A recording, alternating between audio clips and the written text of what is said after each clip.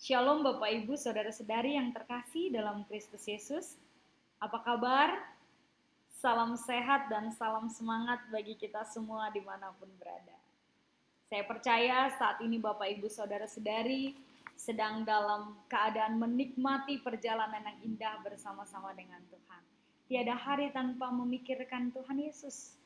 Saya membayangkan tiap pagi Bapak Ibu Saudara-saudari memiliki komitmen yang baru dan setiap hari mengakhiri harinya dengan evaluasi diri.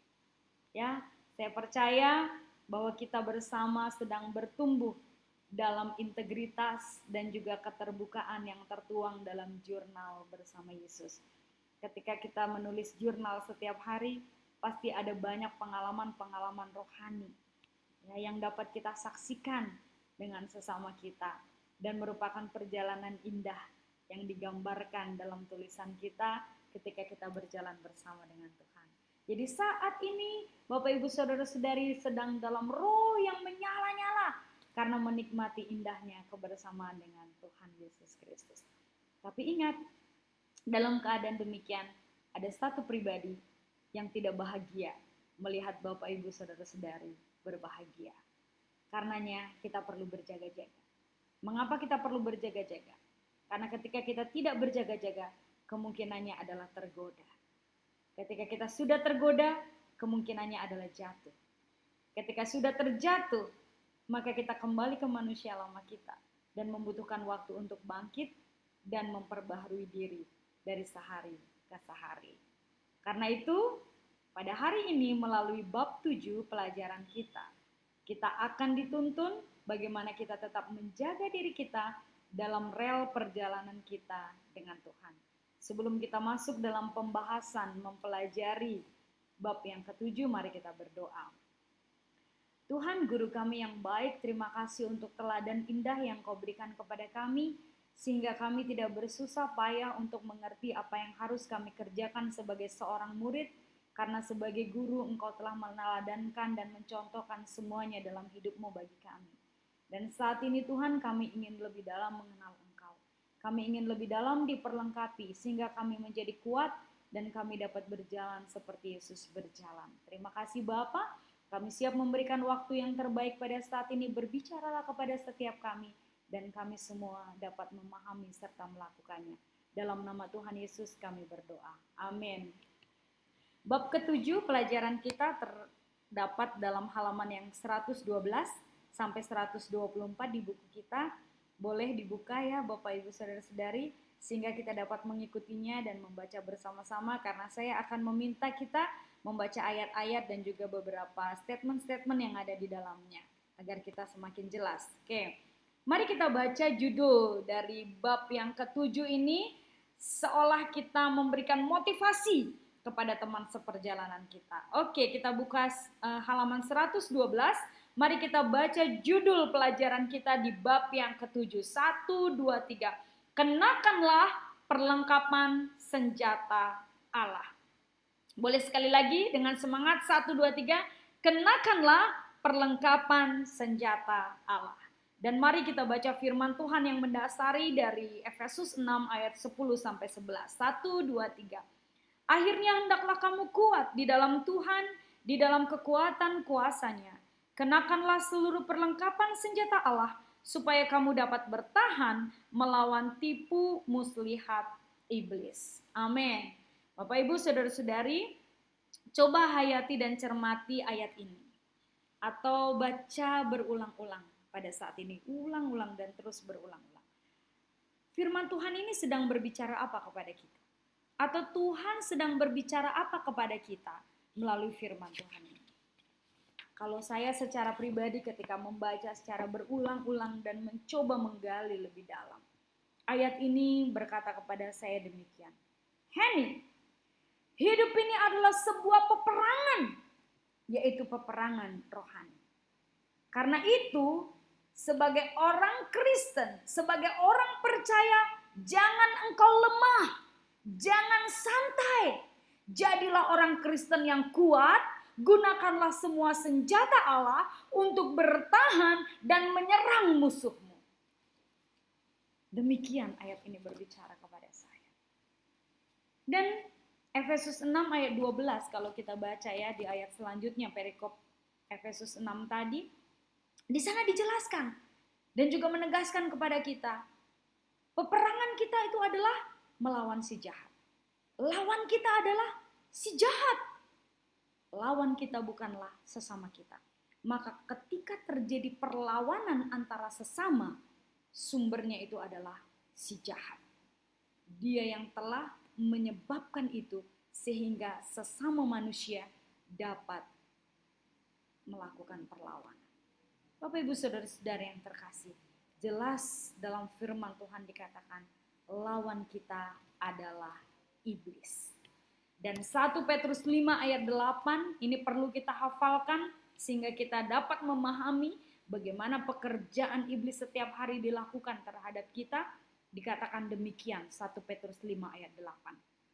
Sadarlah dan berjaga-jagalah, lawanmu si iblis berjalan keliling sama seperti singa yang mengaum-aum dan mencari orang yang dapat ditelannya. Wow, ternyata iblis itu kerja keras setiap hari. Dia giat, dia semangat, dia pantang menyerah. Untuk apa? Untuk menjatuhkan kita, untuk menjauhkan kita dari kasih karunia Allah. Tujuan iblis adalah hati kita, Bapak Ibu Saudara-saudari.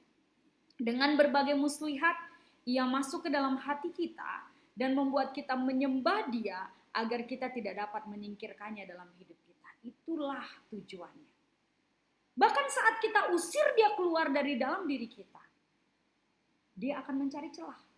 Dia akan mencari cara agar dapat kembali mengisi kehidupan kita. Muslihat iblis sangat luar biasa.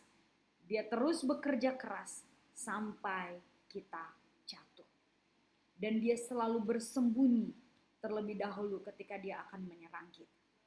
Iblis adalah penguasa kegelapan, Bapak Ibu Saudara-saudari. Dan ia selalu menutupi mata manusia dengan kegelapan dunia. Itu tertulis dalam 2 Korintus 4 ayat 4. Nanti Bapak Ibu Saudara-saudari bisa membacanya dan mencermatinya dengan lebih baik lagi. Jadi seolah-olah dia tidak ada di sana, gitu kan, mengelabui kita. Tapi sesungguhnya dia ada di sana. Dia melihat apa yang kita kerjakan. Dan dia mencari waktu yang tepat untuk masuk dan juga menjatuhkan kita. Maka hal penting kita tahu bahwa kita tidak akan sanggup melawan iblis dengan kekuatan kita. Apalagi dengan tangan kosong. Jangan pergi ke medan perang tanpa persiapan, apalagi dengan tangan kosong. Itu maksudnya. Maka dalam peperangan kita setiap hari, yang harus kita lakukan adalah kenakanlah perlengkapan senjata Allah. Apa saja perlengkapan senjata Allah itu? Mari kita bahas satu demi satu. Yang pertama, ikat pinggang kebenaran. Kita harus tahu bahwa kebenaran itu adalah Yesus sendiri. Yesus berkata, Akulah jalan dan kebenaran dan hidup. Yesus adalah kebenaran itu sendiri. Nah, apa maksudnya ikat pinggang kebenaran? Kita tahu fungsi ikat pinggang, bukan? Untuk mengikat celana atau bahan pakaian lain yang kita gunakan agar tidak merosot, agar tidak melorot. Namun ikat pinggang juga digunakan sebagai perhiasan dalam berpenampilan. Artinya, kebenaranlah yang dapat menjaga kualitas kita orang percaya. Dan kebenaranlah yang harus menjadi perhiasan kita sebagai orang percaya. Kebenaran. Itu senjata yang pertama. Senjata yang kedua adalah baju jirah keadilan. Kita tahu ya baju jirah itu seperti apa? Ya, baju jirah itu adalah pakaian yang dikenakan untuk berperang dan itu cukup kuat. Nah, baju jirah adalah penutup yang digunakan untuk melindungi tubuh dari pukulan atau tikaman senjata. Itulah baju jirah. Nah, berbicara tentang baju jirah keadilan, ya, mengenakan baju jirah keadilan. Terlebih dahulu mari kita mengevaluasi diri kita. Apakah mudah atau sulit bagi kita untuk berlaku adil dalam setiap keputusan-keputusan kita? Ini penting. Karena dia anakku, ya aku berikan lebih. Karena dia anak temanku, maka ku beri jalan pintas dalam proses penerimaan karyawan. Karena dia saudaraku, maka ganjarannya lebih ringan. Ini fenomena yang ada, di mana manusia sulit untuk mengambil keputusan yang adil. Karenanya hanya ada satu cara. Bagaimana agar baju zirah keadilan itu kita kenakan di dalam hidup kita, yaitu kita harus fokus kepada Tuhan Yesus. Maka keadilan yang benar-benar akan terwujud dan menjadi pakaian pelindung kita di dalam hidup kita. Jangan fokus pada perasaan kita, jangan fokus kepada pikiran kita, tapi fokuslah kepada Tuhan Yesus. Sehingga ketika kita mengambil keputusan, Tuhan yang menginginkannya. Tuhan mau yang demikian. Itu adil, Bapak Ibu Saudara-saudari. Yang ketiga, perlengkapan senjata Allah yang ketiga apa? Kasut kerelaan memberitakan Injil damai sejahtera. Berbicara kasut ini adalah yang dipakai oleh orang-orang di masa lalu, Yesus dan orang-orang di masa lalu untuk melakukan perjalanan kasut. Berkasutkan kerelaan. Saya teringat dengan firman Tuhan dalam 1 Yohanes 2 ayat 6 berkata, barang siapa mengatakan bahwa ia ada di dalam Dia, artinya ada di dalam Kristus, ia wajib hidup sama seperti Kristus telah hidup. Dalam terjemahan lain, walk as Jesus walked. Wajib berjalan seperti Yesus berjalan. Artinya apa? Kata kunci memperlengkapi diri dengan senjata kerelaan, memberitakan kabar baik atau Injil damai sejahtera adalah to be like Jesus. Imitating Jesus. Walk as Jesus walked. Do what Jesus did. Itulah kata kuncinya. Bapak Ibu, saudara-saudari, kehadiran Yesus ke dalam dunia serta pengorbanannya adalah bukti kerelaan dirinya mengosongkan diri dan mengambil rupa seorang hamba dan menjadi sama seperti manusia, agar kuasa dosa dipatahkan dan shalom damai sejahtera kembali kepada manusia. Itulah bukti kerelaan Tuhan atas manusia dan atas dunia ini. Coba ingat dan perhatikan perjalanan pelayanan Tuhan Yesus. Kemanapun ia pergi, ia memberitakan damai sejahtera. Ia menghadirkan shalom kepada tiap-tiap orang yang dijumpainya. Ia bahkan memulihkan keadaan ciptaan secara holistik atau menyeluruh. Yang rusak dibetulkan, yang terpinggirkan diperhatikan, yang sakit dipulihkan, dan lain sebagainya. Bahkan ketika Yesus bangkit dari kematian, Bapak Ibu Saudara-saudari tahu pasti apa yang disampaikan Yesus kepada murid-muridnya? Iya, itu ada di buku kita Yohanes 14 ayat 27, dikatakan di sana, damai sejahtera aku tinggalkan bagimu, damai sejahtera ku berikan kepadamu, dan damai sejahtera yang diberikan Tuhan Yesus tidak sama dengan damai sejahtera yang diberikan dunia ini. So, jangan terkecoh ketika engkau merasakan kesejahteraan atau kedamaian yang ditawarkan oleh dunia ini. Bukan itu damai yang berasal daripada Tuhan. Karena damai yang ditawarkan dunia ini sifatnya sementara, tetapi damai Kristus sifatnya kekal. Amin. Kita masuk dalam perlengkapan senjata Allah yang keempat, yaitu perisai iman. Oh, Bapak Ibu, saudara-saudari, iblis punya banyak cara yang dahsyat untuk menggoyahkan iman orang percaya. Dia nggak habis akal untuk menggoyahkan orang percaya. Bahkan bisa mencobai orang percaya habis-habisan, seperti yang dialami oleh Ayub. Tetapi Ayub dan juga Stefanus teladan iman bagi kita. Iman mereka membuktikan kepada kita bahwa iman yang benar, iman yang sungguh-sungguh pasti dapat menangkis godaan si jahat. Amin.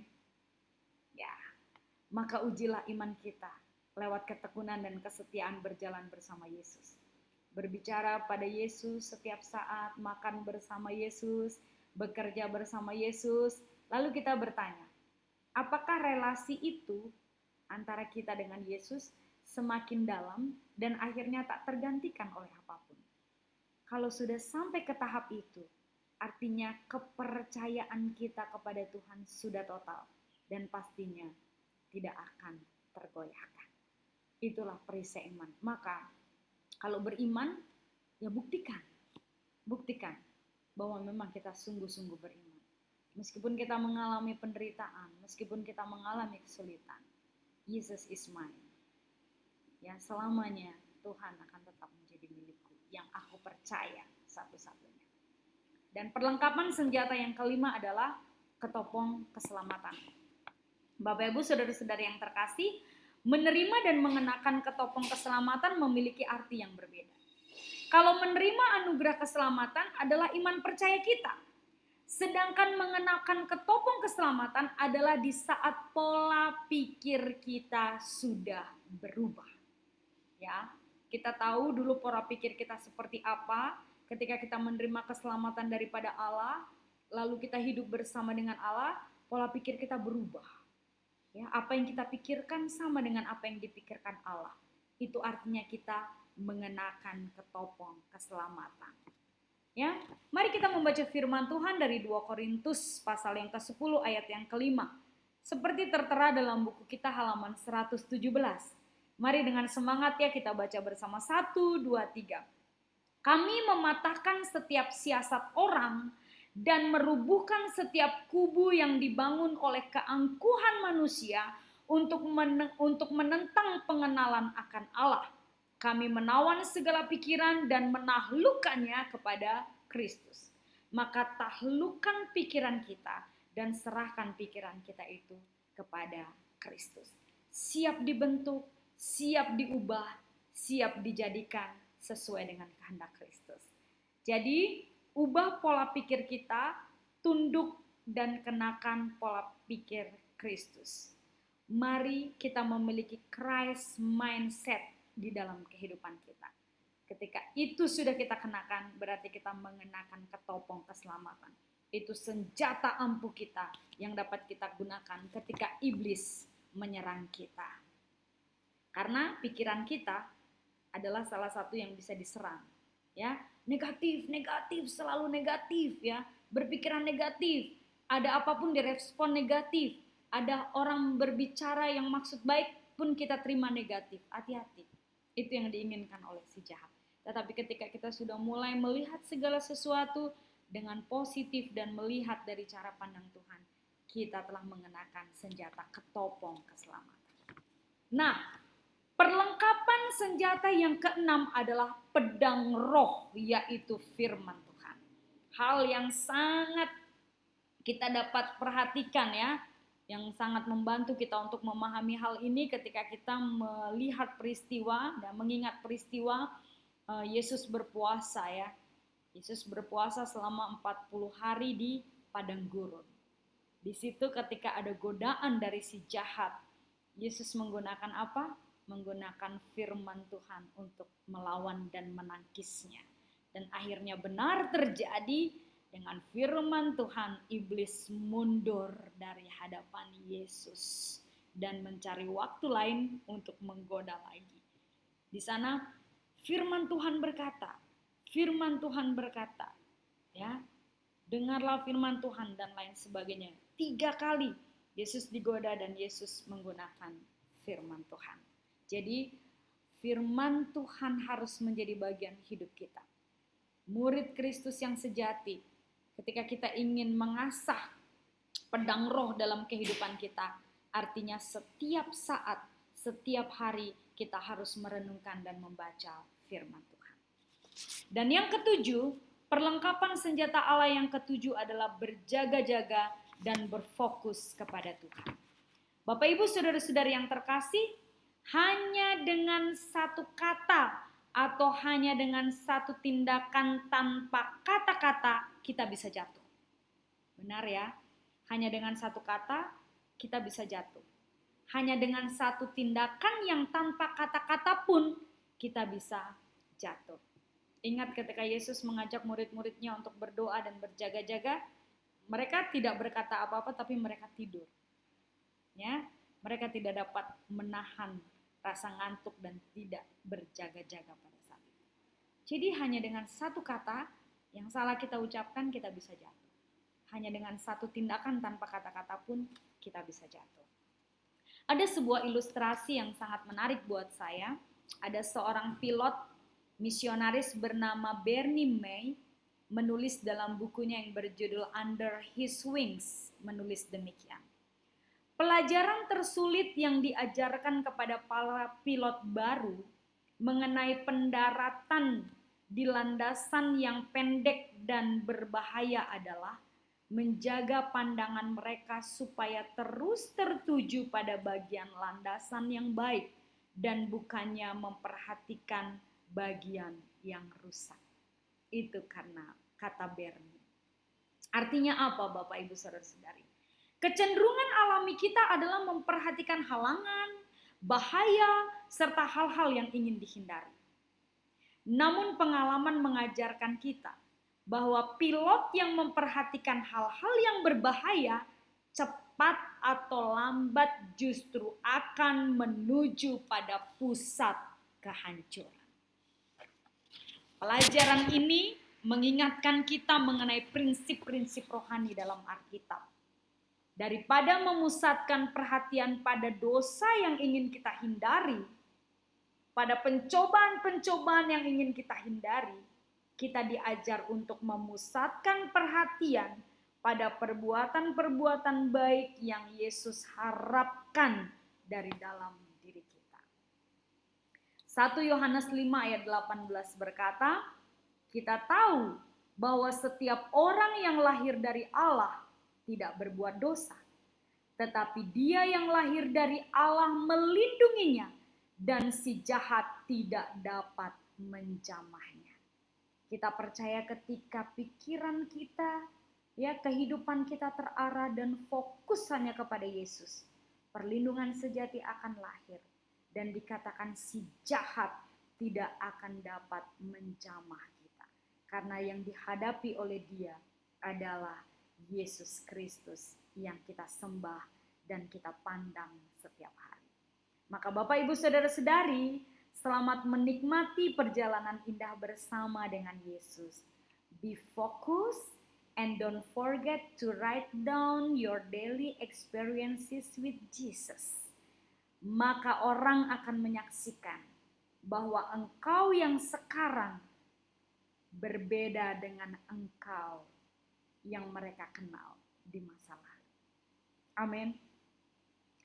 Mari Bapak Ibu Saudara-saudari, kita tundukkan kepala, kita merenung sejenak bagaimana selama ini ketika ada pencobaan dan kuasa si jahat ada di sekeliling kita dan ingin menggoda kita. Apa yang cenderung kita lakukan selama ini? Dan apa yang kita alami? Dan hari ini kita diperlengkapi dengan senjata-senjata Allah untuk persiapan perang kita, sehingga kita tidak pergi dibiarkan dengan tangan kosong.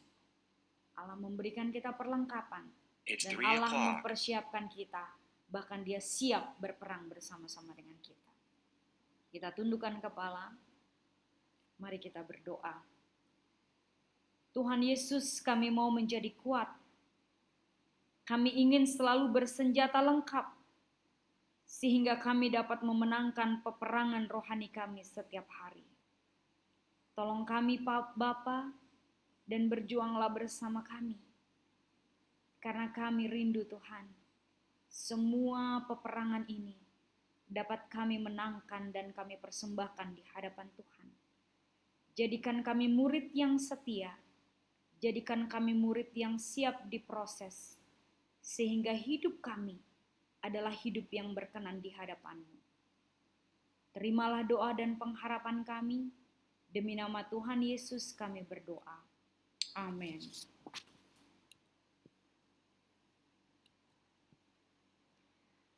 Shalom, Tuhan Yesus memberkati kita semua. Selamat menikmati perjalanan bersama Tuhan. Amin.